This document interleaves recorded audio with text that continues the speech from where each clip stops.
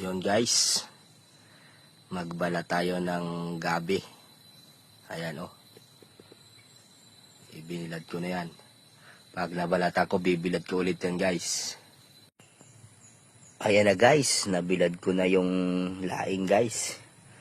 Lutuin ko na yan mamaya guys.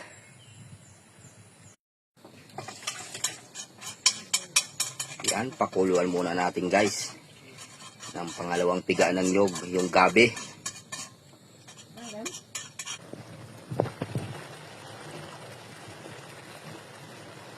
Kumukulo na guys.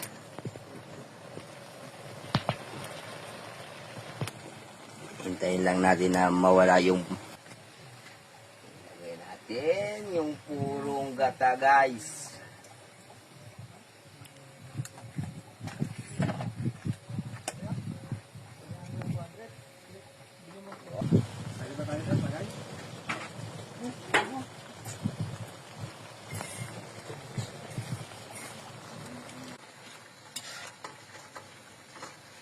Ayos guys, luto na.